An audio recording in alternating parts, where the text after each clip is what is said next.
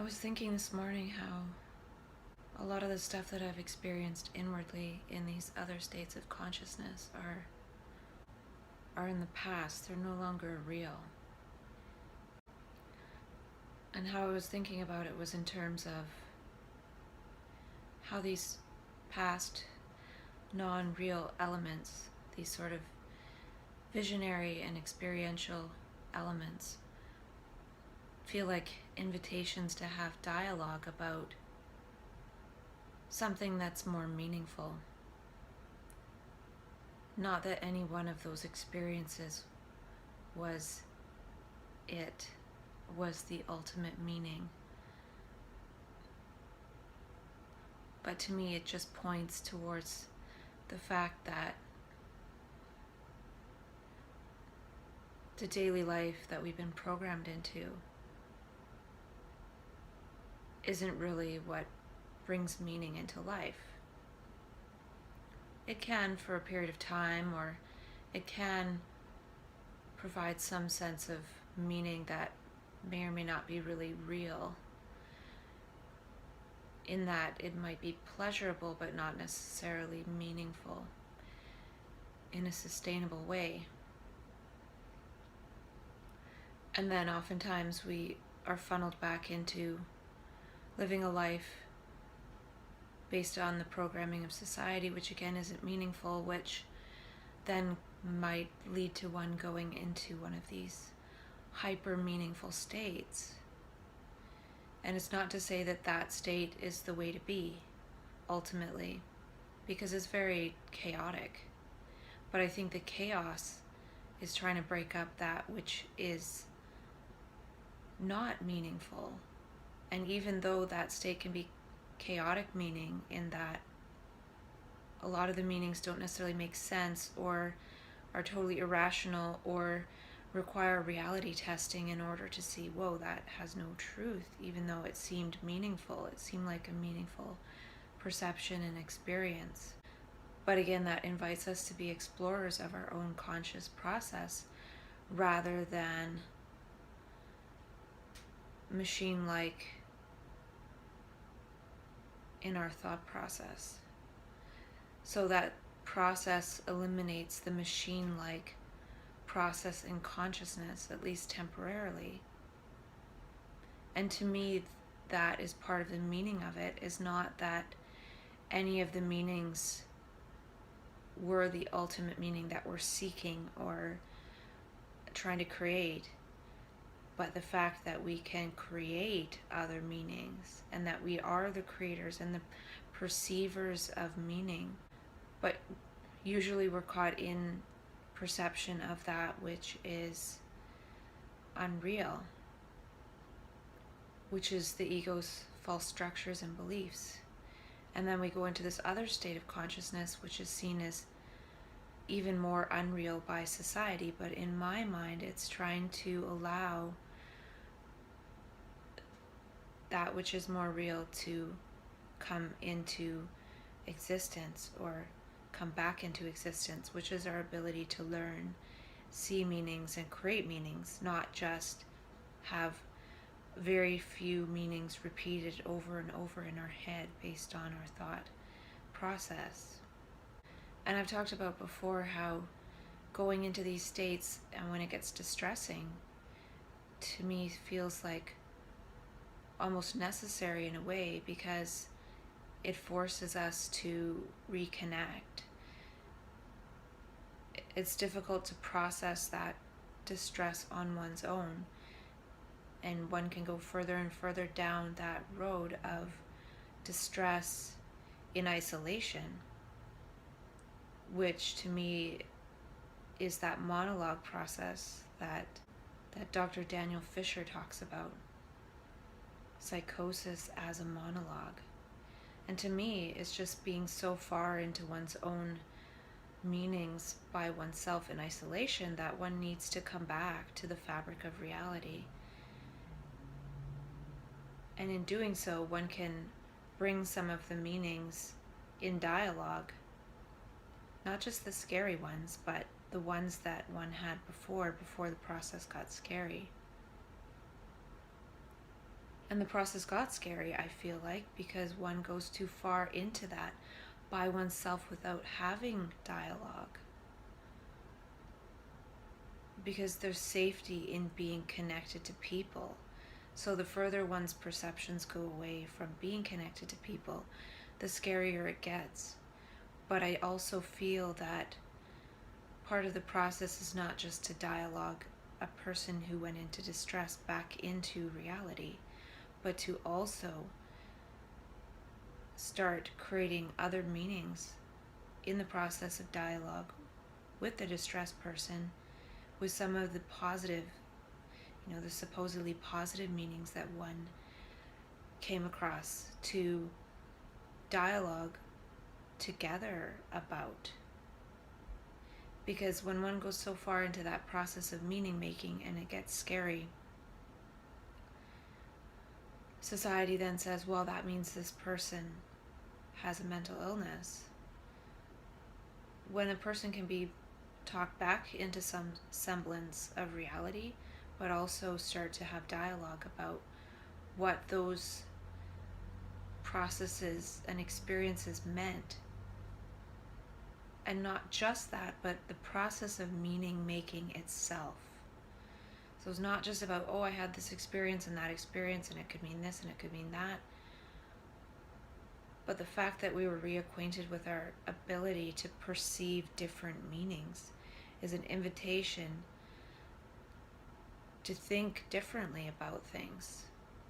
Because if our brain can be so decoupled from the meanings that we believe to be true on a daily basis that govern our lives to something totally different in a blink of an eye, basically, well, then we do have that capacity to make other meanings, which is going to create different ways of being and behavior. And perhaps we need those different ways of being and behavior, not just helping a person in crisis get back to normal consensus ways of behavior, but also talking about the meanings collectively to move towards approaching things differently in daily life. And not just that, but approaching people who go into those states of consciousness.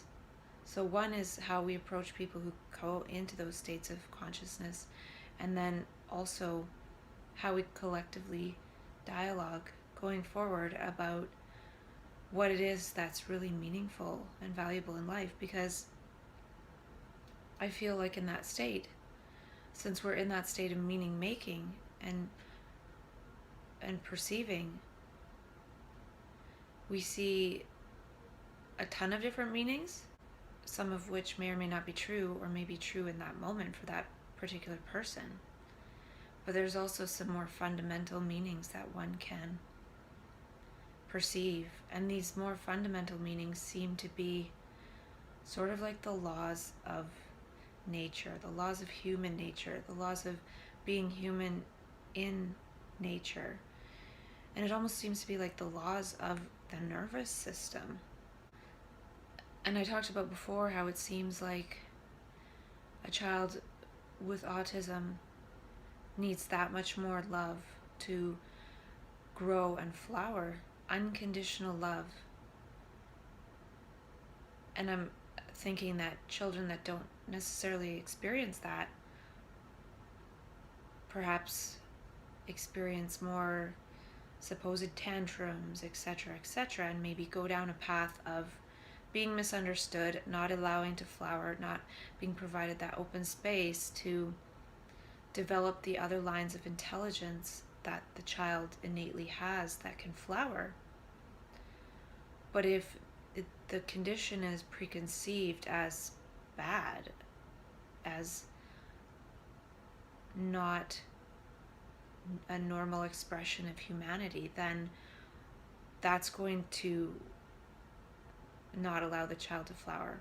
And in the same way, I feel like people that go through this trans consciousness or neuro-emergent process of supposed bipolarity, which I would even call omnipolarity, because there's no real pole. A person goes up, down, but in the up and down, there's a rich experience of different perceptions and feelings and emotions. So it's not just up, good, bad, up, down. It's very rich. So I would say it's omnipolar. There's no real pole.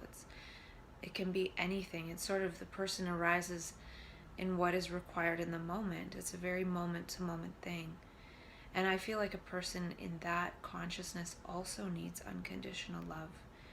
And by diagnosing it as pathological, as a problem, as an illness, it's not allowing that richness to flower, because it's limited it to a sphere of, well, certain dimensions of the richness are bad and should be stopped. And we don't have a paradigm where even the supposed bad stuff is met with unconditional love and understanding. And I know that they used to do that at Soteria House in the 70s or whenever it was. They would witness people's extreme states, and people could scream and yell and punch the air and stuff, and somebody would just witness it. And there's an importance to that being witnessed by another person and being unconditionally loved, accepted, and understood and validated, because in that it's sort of allowing that to be in the eyes of perception of another person. Just like a child with autism is mostly going to have a parent around watching them. If they're watching them with the eyes of judgment, that's going to change how the parent responds. That's going to change how the child's going to flower. And in the same way with this omnipolar process, this trans-consciousness, this neuro-emergent process, and it could even be called neuro-re-emergent, because I feel we have these potentialities as children, but they're not allowed to flower. So those circuits atrophy. So when they come back online in a re-emergent process, it feels so foreign, it feels so chaotic, because the nerves are sort of growing in a chaotic way, or growing very fast, and it's difficult to process all those perceptions. It's information overload. It's having access to more information. We have access to all that information as a child. That's how we learn, by pattern recognition, by modeling. But then it goes away in favor of abstracting and conceptualizing about things, instead of actually being one with what is happening. So I feel like unconditional love is a necessary precursor to allow some of these people that go through these processes to actually flower. It can't flower in judgment, in hate, in criticism, and all of these other things. Even energetically, even if somebody's not judging out loud, if somebody's judging with their energy, their mind energy, that's not going to allow it to happen as much. And in a way, a person can get to a point, perhaps within themselves, that they can not judge themselves while witnessing what it is that is being processed in consciousness. And I was thinking that it seems like people have consciousness processing disorder. There's sensory processing disorder. It seems like it's like a consciousness processing disorder. One is processing other things, other aspects of themselves, other aspects of the past, possible future, collective unconsciousness of humanity, and we do have access to all of that. So I actually don't think it's a disorder. It appears as disorder to an onlooker, but I feel there's an underlying order in that one is disconnecting from the contrived order of the ego, which is that consistency, the habits we've been programmed into. And so when we're decoupling from all habits in general, not just trying to program a few new habits, it looks chaotic, but it's actually the intelligence of a different order, which I believe is learning, meaning making, and I feel like learning can only happen in the field of love.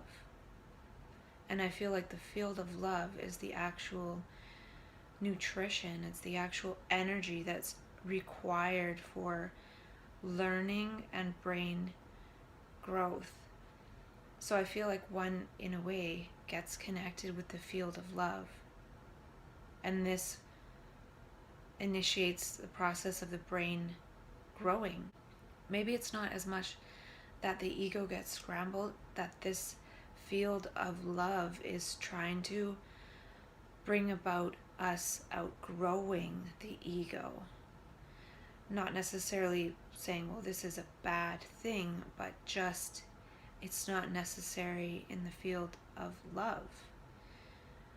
And so one can be in contact with the field of love, and this metamorphosis, this transformation starts happening in one's consciousness.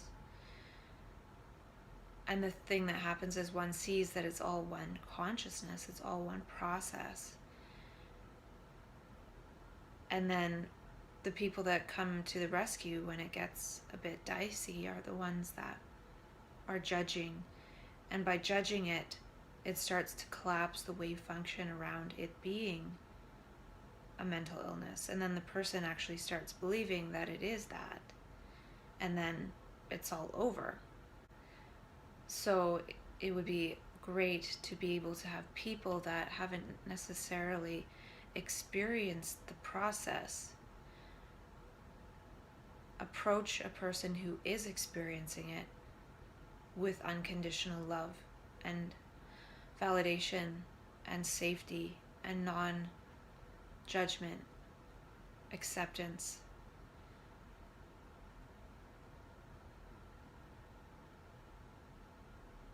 The acceptance that's put out there now is in the form of, it's okay, you have a medical problem. It's not your fault. I would say it's okay, you have a transformation going on in consciousness. You have this spiritual transformation happening. And I talked about before that I don't necessarily feel it's spiritual fundamentally, in that it feels spiritual because it feels foreign to how we're used to experiencing everything, which is very materialistic and non-spiritual. It's materialistic in that we require something in the material world to give us pleasure, and our life isn't innately fulfilling within itself as it unfolds moment to moment. So in that way, when we're stuck in that, and then when we start decoupling from that, because that's all tied up with thought and the ego, it feels spiritual because it doesn't feel material. But I still feel that that is innately what it is to be human. It's not really spiritual as much as it is just really being human, really connecting with altruism, connecting with humanity versus being connected to one's own personal gain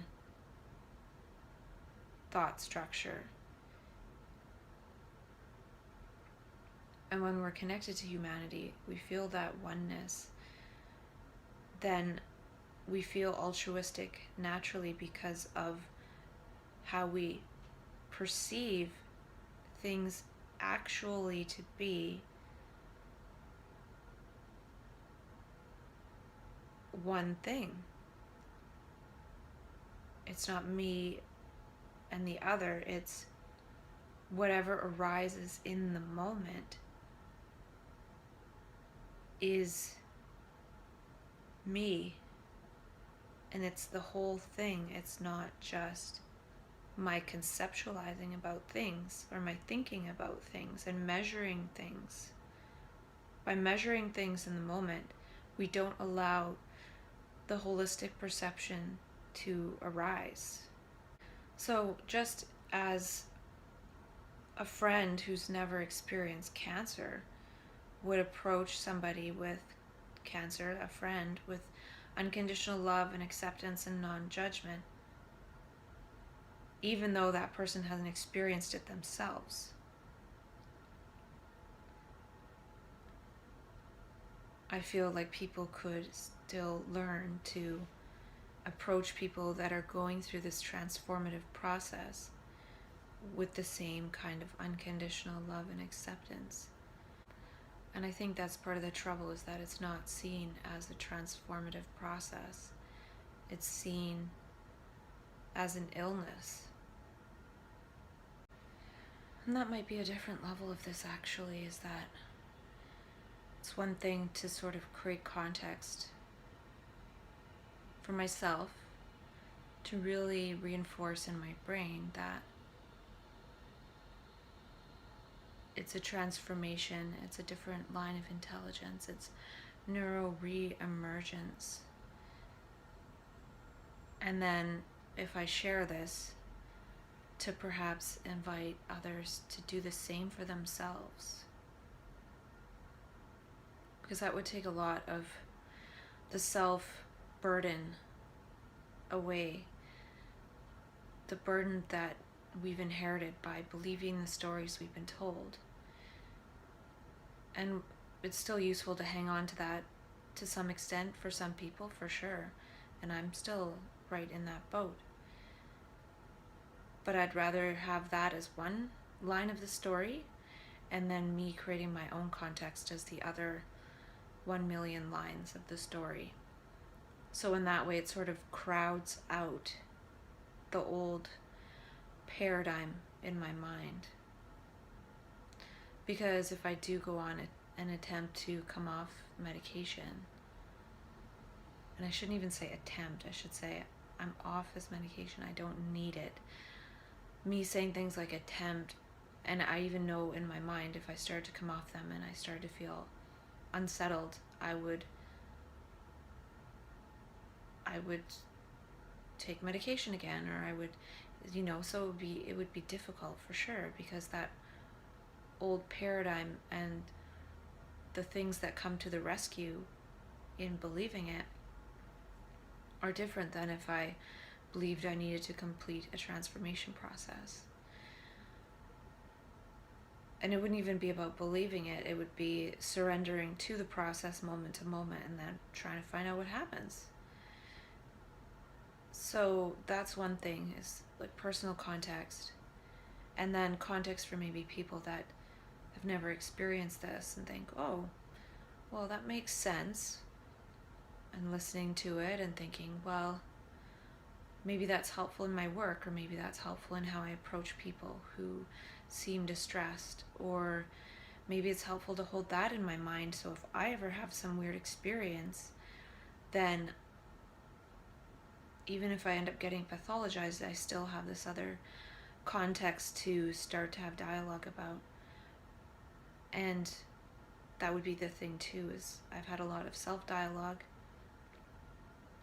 and it would be cool to dialogue about the parts with people that resonate with people, because not everything resonates, and not everything resonates with me. My thing is just talking a lot to create a lot of different context, not just thinking, okay, I'm going to think about it in this one way, that it's a transformation process, and that's all I've ever thought about and said about it. But by unfolding so much context and meaning around it, it starts to be more reinforced, because I feel like words and behaviors actually create our brain. So the words behind being diagnosed with something are different than the words that I create with myself. Like the words we use and the intentions we have actually strengthen or weaken our nervous system, and that is science based on Dr. David Hawkins stuff. So even if I'm telling myself stuff, and it's not necessarily about it being true or false, but it's about whether it's empowering. Because I could just think of everything I've said as a storybook. Even if I've used scientific words, it doesn't have to mean that I'm even talking about science. I'm just borrowing scientific words. Just like somebody might say, oh, that's so bipolar, when they're not actually talking about bipolar as in the mental illness. I'm just borrowing words from science and just playing around with them and just having fun with them and utilizing them and unfolding them and relating them to my experience and using science words in a way that I feel empowered using them, as opposed to just using the science words that are medical diagnoses that have been given to me by professionals. Well, I can use any words that I want if it's going to strengthen my nervous system by speaking this way to myself.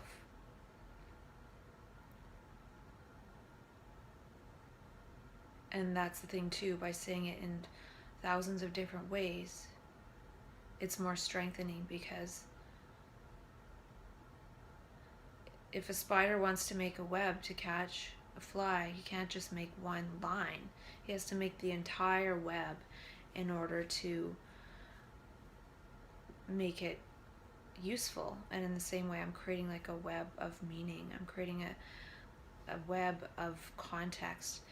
So no matter where I am, I can likely catch myself in that web of meaning, as opposed to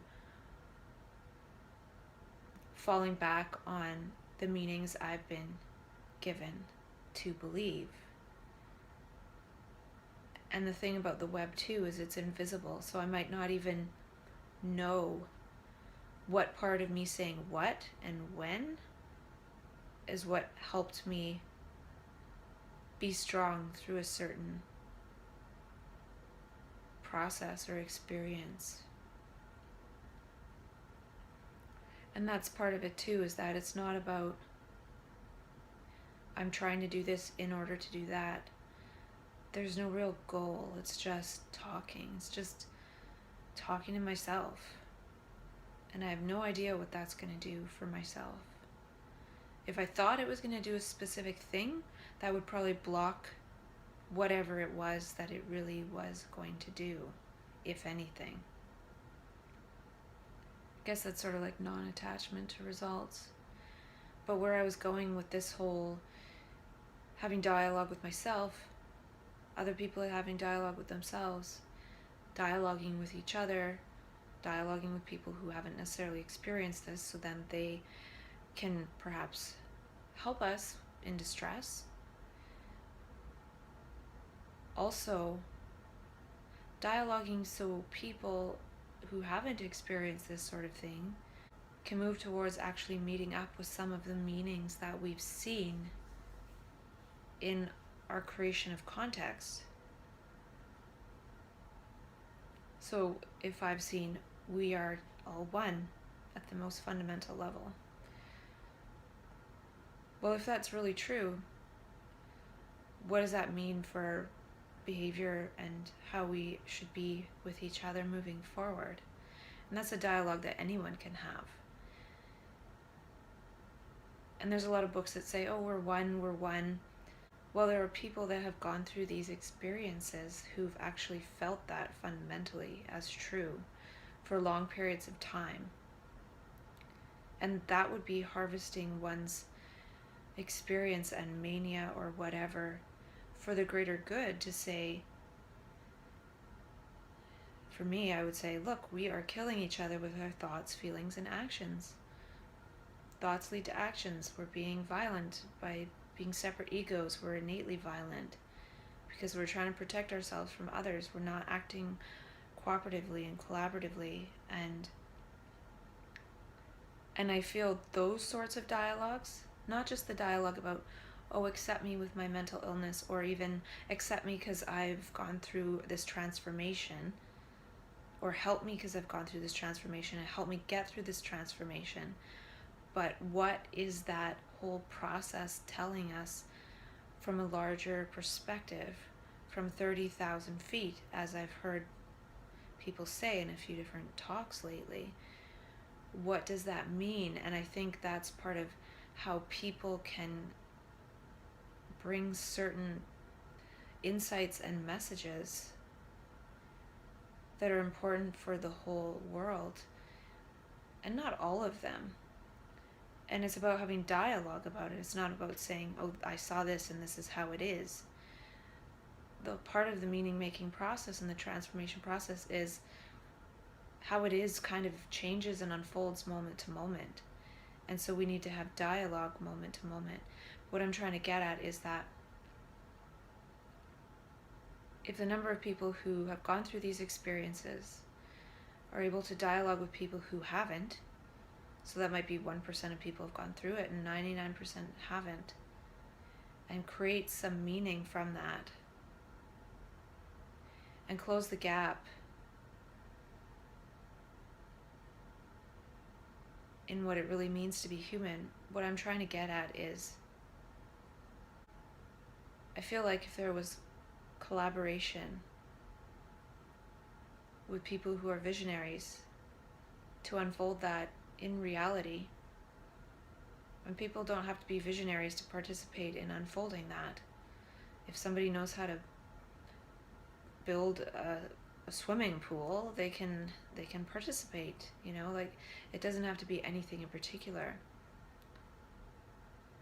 It's about building a new world where people don't have to go into these extreme states of consciousness in order to bring back these meanings and messages. So these meanings and messages to me are for the whole world,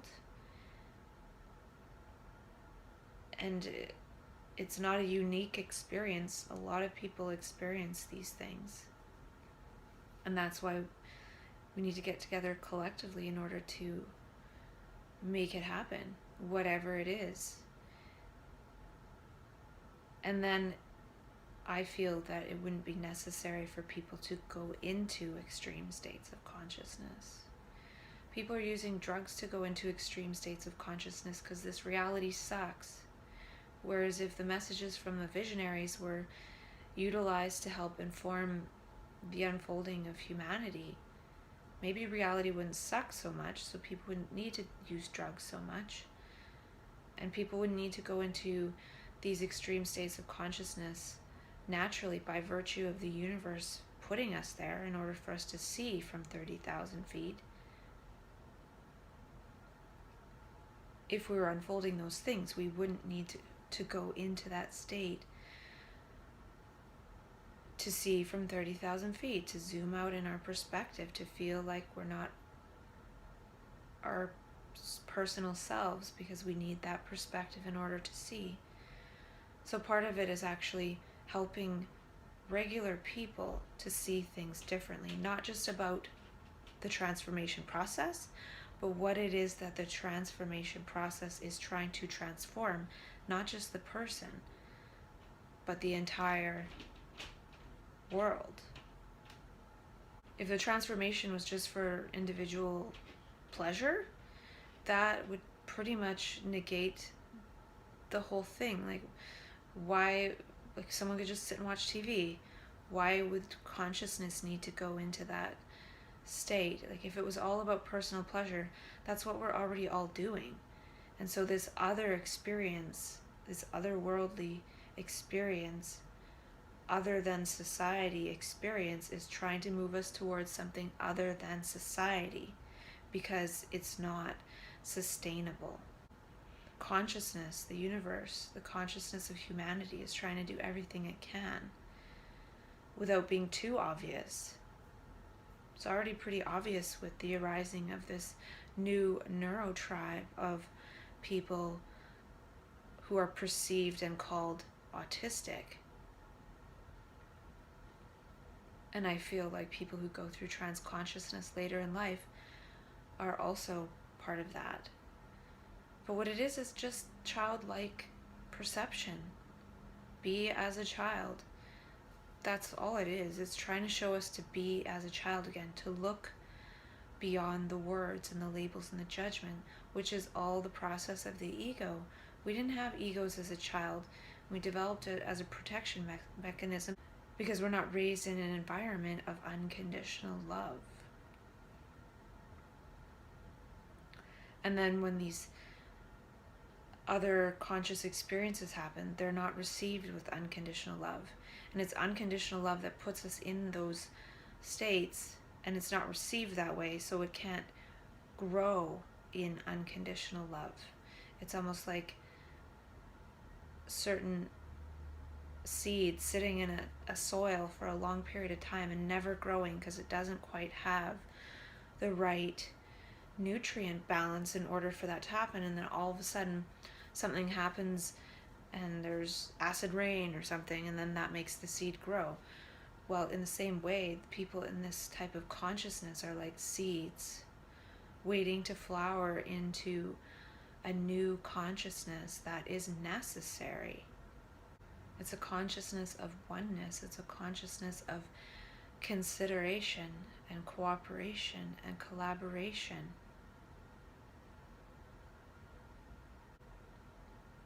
And I think I did mention that people that go through this process one day will be the ones to try to help people who haven't gone through this process to get back to their childlike state, to embody their mania without having to experience mania, which is just moving towards one's dreams.